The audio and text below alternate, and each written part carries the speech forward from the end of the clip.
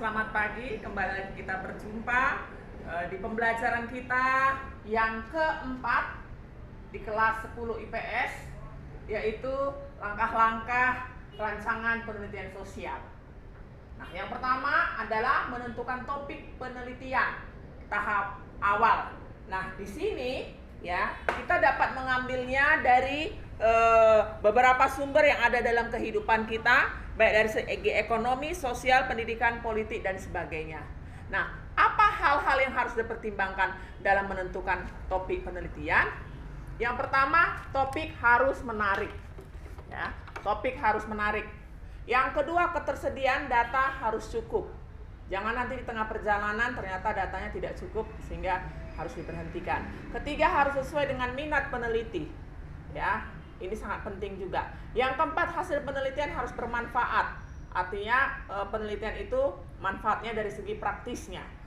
Yang kelima, penelitian harus mampu untuk meneliti konflik tersebut. Mampu nggak seorang peneliti, baik dari segi teori, metodologi, waktu, dan biaya. Baru yang berikutnya, topik yang dipilih sesuatu yang baru. Jadi bukan jiplakan, bukan mencontek. Ya, itu tidak boleh. Nah, yang kedua langkahnya yaitu melaksanakan studi atau kajian pendahuluan. Nah, di sini ya seorang peneliti akan bertanya atau berkonsultasi dengan orang yang ahli dalam bidang yang hendak kita teliti itu. Lalu yang berikutnya, kita wajib berkunjung ke lokasi daerah yang menjadi sumber penelitian tersebut. Nah, apa yang menjadi tujuan studi pendahuluan ini? Sangat banyak. Yang pertama, tidak mengulangi hasil penelitian orang lain. Ya, tidak overlapping. Yang kedua, mengetahui dengan pasti hal-hal yang akan kita teliti ya di lapangan. Yang ketiga, mengetahui di mana data atau informasi itu dapat kita peroleh.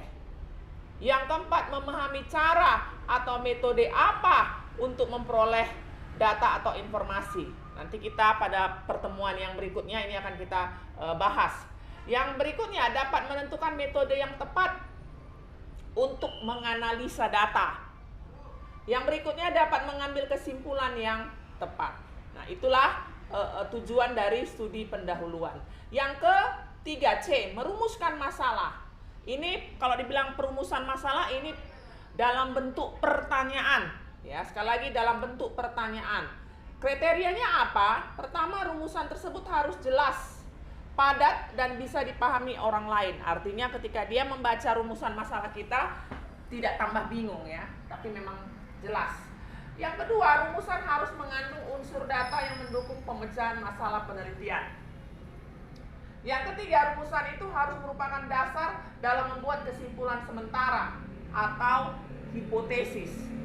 Jadi kalau dibilang dia hipotesis itu hanya ada dalam penelitian yang jenisnya adalah korelasi. Apa korelasi? Mencari hubungan dua variabel atau lebih.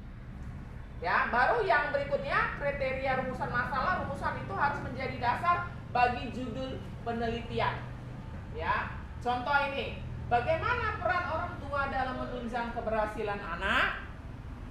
Nah, ini kan pertanyaan, ya. Atau bisa juga, bagaimana dampak atau pengaruh media massa terhadap keberhasilan siswa? Nah, itu dalam bentuk pertanyaan. Oke ya. Nah, bagian yang D, merumuskan hipotesis. Ini apa hipotesis? Hipotesis adalah kesimpulan sementara. Ini ada dua anak-anak, H0 dan HA.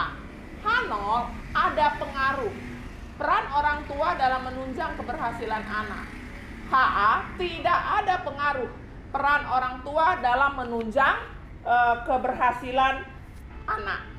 Nah, itulah pembelajaran kita pada pagi hari ini. Ya, minggu depan kita akan mempelajari tentang bagaimana cara atau metode-metode pengumpulan data di lapangan. Tolong dibaca dan dipahami. Salam sehat.